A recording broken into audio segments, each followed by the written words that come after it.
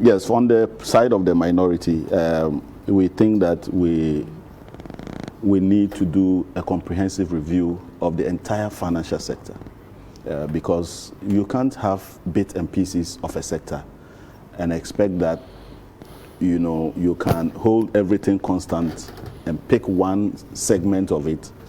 You do what you call a cleanup and expect that the others will be waiting for you to finish and come and clean them up. So we are looking forward to having a public forum, but the details will be announced pretty soon. Around what time? We would announce that, but it's just that for now, that's the minority caucus, the finance committee. The minority side of the finance committee is one of the conversations we are having, which is basically interested in looking at the financial sector in general. And we are of the view that the approach being used leaves much to be desired, and I will explain why. The financial sector is an interrelated sector. They are interconnected sector. And so when you begin to have a cleanup or an exercise in the banking sector, you cannot suspend the impact of the cleanup in the banking sector on the other sectors. You cannot. So you cannot say that I have finished with banking sector and I am now moving to microfinance, and then I am now moving to savings and loans. No, because these are interconnected players and each depend on the other. So for instance, when there is lack of confidence in the banking sector, you expect that immediately it will impact the savings and loans because they also see panic withdrawals. It would impact the microfinance sector. In fact, it will impact SEC-regulated agencies such as investment banks and fund management companies. And so by the time you finish and you come back there, there's basically nothing happening there. Everything is gone. Okay, so, and we think that to have started a cleanup exercise or a reform without a clear strategy on the entire sector, the entire financial sector, was the beginning of a doom. And we are very, very worried that this has been the pattern. Why am I saying this? If you take down UT and Capital Bank, okay, immediately you take down UT and Capital Bank, there are intermediation process right from microfinance to UT and Capital Bank. So what you find is that people put their monies into microfinance companies. Some of these microfinance companies would have put their money directly into UT or Capital Bank as investments. Or they would have had investment with savings and loans or finance houses or rural banks or fund management companies. And these companies would have also invested in UT and Capital Bank. So immediately you take UT and Capital Bank, your next priority would be, what is the impact of what I have just done on the entire value chain of the financial sector? So if you don't do that, and what happened at UT and Capital Bank takeover was that GCB insisted that all institutional financial sector players who had monies in UT and Capital Bank had to roll them over for 3 years and then take a haircut. In other words, take a reduction in the interest that you originally secured with UT and Capital Bank. What does that mean? It simply means that the savings and loans companies weren't going to get their money. So microfinance companies that gave their monies to these savings and loans companies aren't going to have their monies. And therefore, their depositors, who are the market women and the rest, won't be able to get their monies from the microfinance. So right away, taking two banks alone, you have created a problem. And once they go to a microfinance and they're not getting their money, then there's a run-in on the rest of the microfinance company, because you must take your money before it is too late. Then there's a run-in on savings and loans companies. And in fact, there's a run-in on the entire banking sector because of lack of confidence. Then you say you want to finish and come there when the problem has already started there. Then you move on to take 5 other banks and you consolidate them. Again, just like the same GCB when you issue just a bond and didn't give them cash. You then give Consolidated Bank again bonds. You don't give them cash.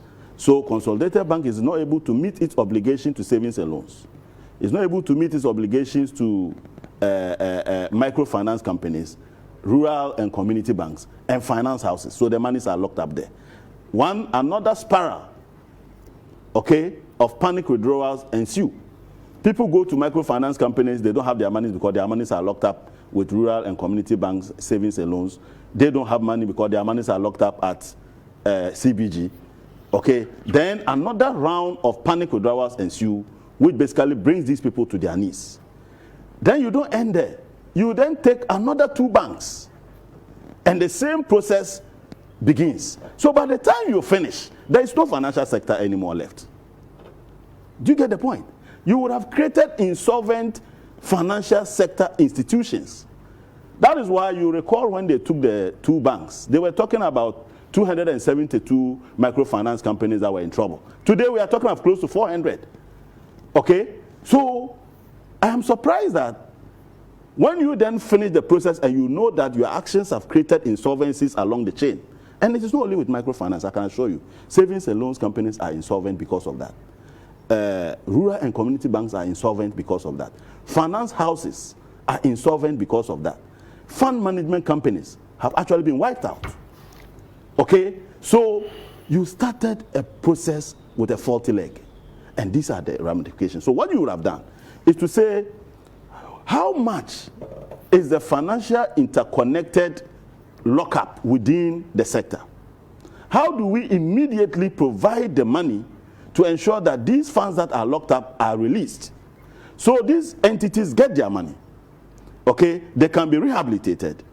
If those that are still struggling cannot justify why or cannot follow a roadmap of improvement, then we'll deal with them. But you are still keeping their monies. Microfinance companies have close to 600 million Ghana cedis locked up in this cleanup exercise. So you create a sick person and you follow up to kill that sick person.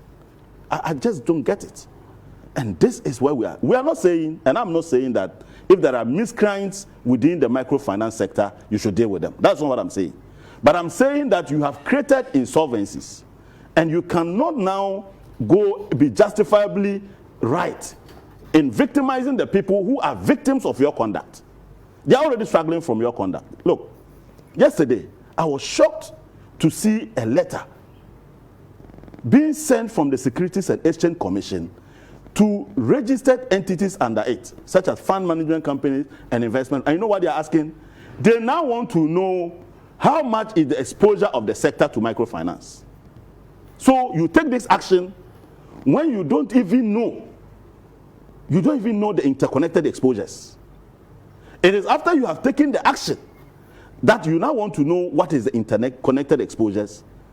God save this country. And you see, at the end of the day, you've already pressed the button, the panic button.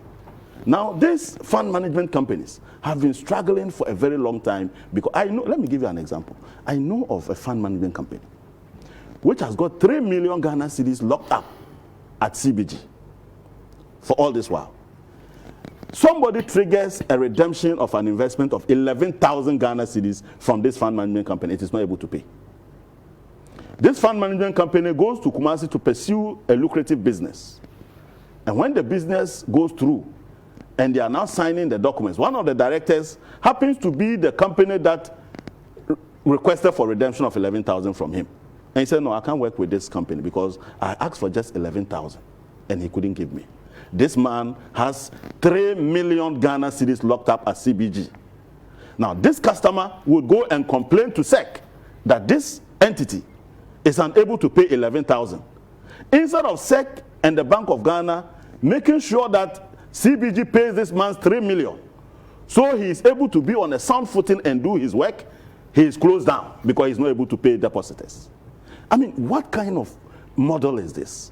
And it is all over. Yesterday, I know there was a crunch meeting between savings and loans companies and that of the Bank of Ghana because their monies are locked up. And yet they are being seen as irresponsible financial players. Finance houses are having almost close to 1.1 billion locked up at CBG. Even NIB, which is struggling, has 300 million locked up at CBG. And so the right thing would have been to deal with these financial lockups. Then when everybody has funds trickling down, you then look at, okay, we have finished dealing with the consequences. We are now having a level playing field. We agree that you would have suffered certain panic withdrawals during the financial sector cleanup. How do we work with you to restore confidence and see whether you can be rehabilitated? For those that clearly we know they have mismanaged the funds because others have put their monies into other things other than what they were expected to do. those miscreants, we identify them and we deal with them. I was going to come to that, but is that not the case? Is that not what the Bank of Ghana is actually pursuing? No, now? I have just those told you. who have, for example, cases of cited fraud, cases of diversion of investments, cases of mismanagement and improper governance structure. Apart from the locked up funds. What they told you was that these are insolvent microfinance institutions and dormant. These were the two categories that they took. They said insolvent, and then they said what? Dormant. They did not tell us any other thing. And this is the communique. And so if they are insolvent... In the question and answers session with the governor of the Bank of Ghana, he cited some of them. That was MPC meeting. Yes, After the MPC meeting, he writes officially revoking the license and assign reasons. Okay? So that is the reason for which your bank has been taken. And I'm saying that reason he's given is insolvencies. Who caused the insolvencies? It is Bank of Ghana. Have you addressed the insolvencies? No. Have you made sure that the bonds you issued are monetized enough to ensure that CBG is able to meet its obligations? The answer is no. CBG is insisting that these institutions roll over their investment for about 3 years, but they will give them 30% upfront. That 30% is being almost 8-9 months. They are not able to meet it. Do you get it? So these are people who are already under strain from your own conduct. The least you would have done is to address that strain and then identify those that genuinely will remain insolvent. You haven't done that. And I'm saying microfinance companies have almost 600 million locked up. Savings and loans have almost close to 2 billion locked up. If you come to fund management companies, we are talking of an industry of 40 billion. That's a regulated entity. If you move away from here, you must deal with a 40 billion challenge. And it is all because of the uncoordinated, one-off approach to segmenting the industry that is interrelated and thinking that you can deal with one sector and not have an impact on the other. It is never done anywhere. I've never seen that kind of, financial sector cleanup that doesn't consider the value chain. It's never been done. It is not supported by any literature. And you see, when I can tell you that in the NDC, why did we pass the Act 930? It was because of some of the challenges we found with the microfinance and the entire financial sector. And that is the Banks and Special Deposit Taking Institutions Act 930. It was passed in 2016. And that is the act that is being used now to deal with this matter. But we are saying that you need a coordinated action. So it should have been once for all the universal banks, for the savings and loans, immediately you took UT and Capital Bank. You should have assessed the interconnected funding that is required to release them to continue. Because immediately you did that, they were already under severe panic withdrawals. So if the monies had come and people who were going to them had their monies, in fact, I can tell you they will return to put their monies back because they will have confidence. But they suffered confidence, you didn't address that confidence, you postponed it until you have finished. Then you created another one again. This time, they went back to the same people and took away their money. You didn't act. You postponed these withdrawals that needed to be addressed. And then you did the third one. By the time you finish, there is no sector. Even the banking sector. Can I ask you a question? How can you say that you are moving your capital, minimum paid up capital from 120 million to 400 million? That's about 250% increase.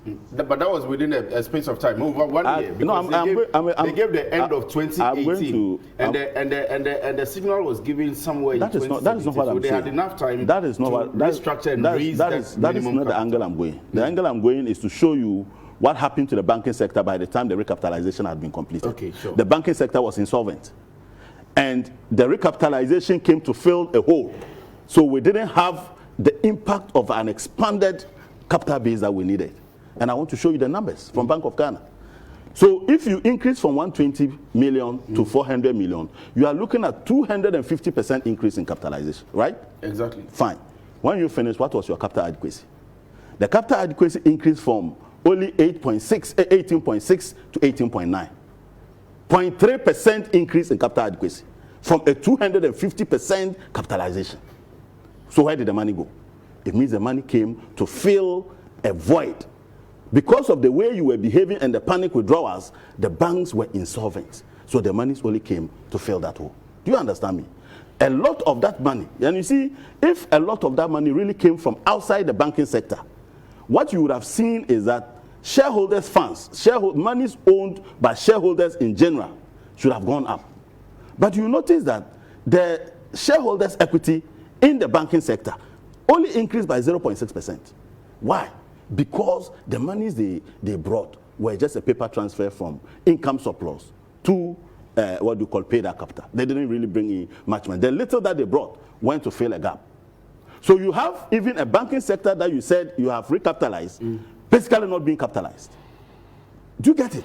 And not to talk about the others. So clearly, Governor Addison is the most incompetent kind of a governor I've ever imagined. Not even have ever seen. That I've ever imagined. Because these are interrelated entities. That would mean the whole of the Bank of Ghana currently is incompetent. He's the one leading it.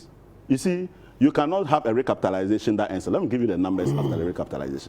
And recently he did. Recently, if I can land, let me land on that. Recently he deceived the president to go and be talking about. The governor deceived the president? Yes, to go and be talking about a well-capitalized, a liquid, and a stronger banking sector. That's what he said. These are the three words. Let me pick each of them. Capitalized, I have just explained to you, your capital adequacy hasn't changed. So, where is the real capitalized? Liquid. If you take the core liquid asset of our banking sector today, okay, in relation to its total assets, it declined from 34% to 28.6%. Per what statistics is it? Bank of Ghana's own summary economic and financial data. On their website now? Yes, go there. Check the data, and you see, when you want to see the impact of recapitalization, you start from after you have recapitalized. Then you see how the banks will fare. Is that not it? Yes. And I'm saying that the core liquidity to asset of our banking sector, as at December 2018, when we ended the recapitalization, was 34%.